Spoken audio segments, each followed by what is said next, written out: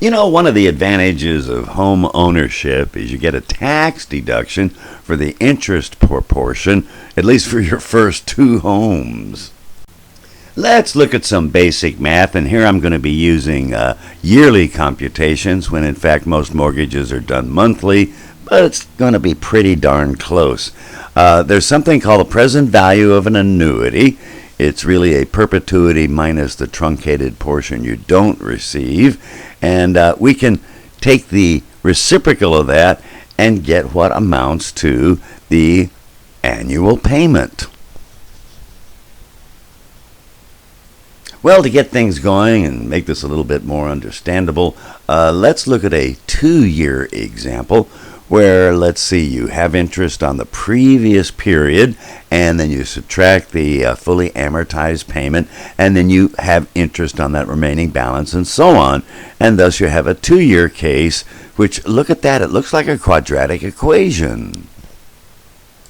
And to test it, let's say we took 10%, 2-year maturity, $100 principal, and thus the annual payment, either from a table or calculating, would be $57.62. And if you plug it all in, sure enough, it equals 0. And if you take the quadratic root, solve it, we get 10%. So everything seems to check out. Since we know that the interest portion of each one of those payments is tax deductible, and let's say you have a known rent payment, and what if we set these equal to each other and see what we could afford?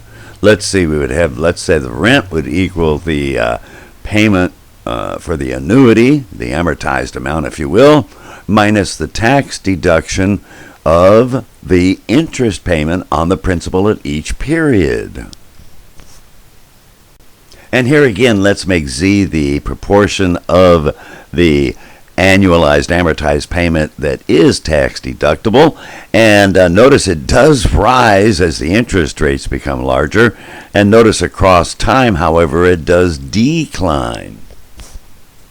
Going back, we can take the rent payment, non-tax deductible, and let's say we set it equal to the amortized annual amount minus the tax savings, which nominally is the interest payment times the principal at each period. Or we can substitute that fraction of the annuity payment, and boy, does that simplify. It's the rent divided by 1 minus the tax rate times that proportion. Let's do an example. Here, let's say we take 4%. Tax bracket is 1/3. That's for most of the big states that have income tax. And let's say you have rent of $12,000 a year. I know it's kind of cheap. And that equals, let's see, we take that through, and look at that. So on a tax equivalent basis, you could afford about $15,584 a year. And what could you buy with that? At that rate at 4%, you could buy about $250,000 home, which I know may be out of the reach for those of you who want to live on the beach. Well, while the good news is that as the interest rates rise, the proportion that's tax deductible does increase substantially. Trouble is, it's swamped by the bad news that it's still more costly. So I've worked that all out. Second column is the proportion that is deductible. Then you have the present value factor associated with each loan and the affordability thereafter. So the purchase price, you will notice, actually does decline substantially. Oh well, Dr. C invests.